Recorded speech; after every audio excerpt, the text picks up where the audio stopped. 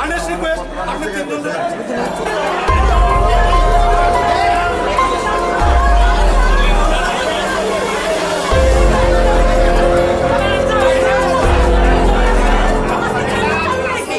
আজকে ওনার কথা মতো আমরা 7 দিনের পরে আজকে 12 দিনের মতো আমরা এসেছি।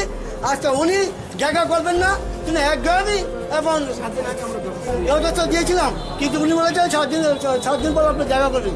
কিন্তু আমরা জানি যে সুপ্রিম কোর্টের যে জায়গা ছিল, যেটা আয়ে যে কী লেখা ছিল আমরা জানতে চাইতাম যে গভর্নমেন্ট থেকে যে আয়ে কী জানে দিয়েছিলেন, এটা আমাদের স্পষ্ট জানা নেই।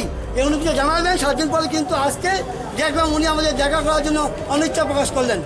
তাই আমাদের মধ্যে কিন্তু হয়ে দাঁড়ায় ডাইরেক্টর নিশ্চয় কোনো গলত আছে, ডিপার্টমেন্টে গলত আছে, তাই আমাদের সঙ্গে সাক্ষাৎ করতে চাই না। কিন্তু আমরা আজকে যদি সাক্ষাৎ না করে আমরা কিন্তু বসে থাকবো, আমরা যাবো না।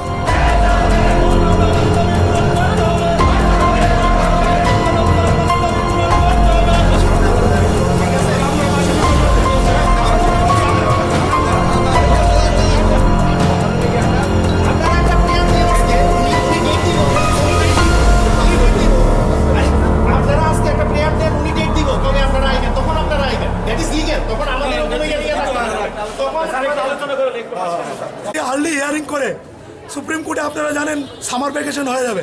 আমরা চেয়েছি আর্লি হিয়ারিং করে আমাদের যে সমস্যা সেই সমাধান করুক, কিন্তু ওনারা কোনো ভূমিকা নিচ্ছে না। এই হলো 2 নম্বর দাবি। 3 নম্বর দাবি হলো রাজ্যের মুখ্যমন্ত্রী শিক্ষামন্ত্রী যে কোভিড-19-এর জন্য যে 35,000 টাকা দেবে বলেছিল, সেটা উনি নিঃস্বার্থ আমাদেরকে দেবে করোনা পিরিয়ডের জন্য, কিন্তু এখন অবধি 42 দিন অতিক্রান্ত হয়ে গেল, আমরা 35,000 টাকা পাচ্ছি না। আপনারা জানেন সরকারি এমপ্লয়ি 1 তারিখ বেতন না পেলে তার সংসার চালাতে খুব কষ্ট হয়। আজকে 42 দিন অতিক্রান্ত হয়েছে, আমাদের স্যালারি ঢুকে নেই, ওই 35,000 টাকা ঢুকে নেই। উনি বলেছিল 4 তারিখ যে আমরা 10 তারিখের মধ্যে টাকাটা ঢুকিয়ে দেওয়ার চেষ্টা করবো, আজকে মাসের 12 তারিখ, এখন অবধি টাকাটা ঢুকে নেই। এবং চতুর্থ দাবি হলো আমাদের মধ্যে যারা প্রয়াত হয়েছেন তাদের পরিবারের একজনকে সরকারি চাকরি এবং ডায়ান্নাসের মাধ্যমে অন্যান্য যে কর্মচারীরা রেগুলার কর্মচারী যে সুযোগ সুবিধা পায় সেই সুযোগ সুবিধা যাতে প্রদান করে। কিন্তু আমরা দেখতে পেলাম দপ্তর এবং সরকার উদাসীন, এখন অব্দি কোনো সদর্থক ভূমিকা নিচ্ছে না। আমরা বাধ্য হয়ে এসেছি, উনি আমাদের সঙ্গে ডেপুটেশন নিতে উনিও প্রকাশ করেছে। আমরা বলেছি, আমরা কমিটমেন্ট করেছি যদি আমাদের ডেপুটেশন না হয় আমরা যারা এসছি আমরা গণতান্ত্রিক পদ্ধতিতে সোশ্যাল ডিস্টেন্স মেনটেন করে এবং 12 সালের যে বিজ্ঞান শিক্ষক নীতি আমরা কেন তাদেরকে অ্যাডপ্ট করা হচ্ছে না, আমাদেরকে অ্যাডপ্ট করে কেন টার্মিনেট করা হয়েছে, এই নিয়ে স্পষ্টীকরণ চেয়েছি।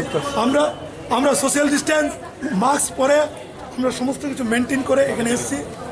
আমরা এই যে লকডাউনকে মান্যতা দিয়ে প্রধানমন্ত্রী যে ঘোষণা সেটাকে মান্যতা দিয়ে আমরা এখানে সোশ্যাল ডিস্টেন্স করে এসেছি। ঠিক আজকে যে বিষয়টা নিয়ে আমরা এসেছিলাম সেটা হলো সেই সার্কুলার যেটা খোয়াই আইএস থেকে দেওয়া হয়েছিল 35,000 টাকা নেওয়ার জন্য একটা ডিক্লারেশন, সেই ডিক্লারেশনটাকে ইলিগেলভাবে উনি নিজের থেকেই দিয়েছেন। ডাইরেক্টর সাহেব যেটা বলেছেন, এখন উনি আমাদের সামনেই ফোন করেছেন, ফোন করে বলেছে এটাকে সঙ্গে সঙ্গে ডিলিট করার জন্য।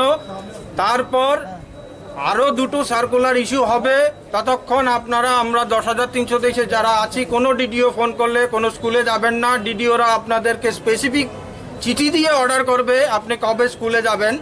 সেই জায়গায় আপনার যা যা জিনিস সরকারি জিনিসপত্র আছে সেগুলো আপনি সাবমিট করবেন।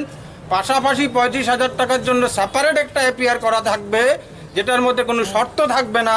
সেই এপিআরটাতে আপনাকে সই করতে হবে, সেটা আপনার ডিডিও আপনাকে স্পেসিফিক্যালি চিঠি দিয়ে অনুরোধ করবে আপনি স্কুলে যাওয়ার জন্য। যেহেতু আপনি দপ্তরের লোক নন, সেই ক্ষেত্রে আপনাকে চিঠি দিয়েই বলতে হবে যে আপনি ওই ডেটে স্কুলে আসুন। যতক্ষণ না এই সার্কুলারগুলো ডাইরেক্টরি থেকে বেরোচ্ছে ততক্ষণ আমরা এই বিষয়গুলোকে কানে তুলব না। কোনো ডিডিও যদি বলে থাকে শুনবেন না যতক্ষণ না ডাইরেক্টরি থেকে এই অর্ডারগুলো বেরোচ্ছে।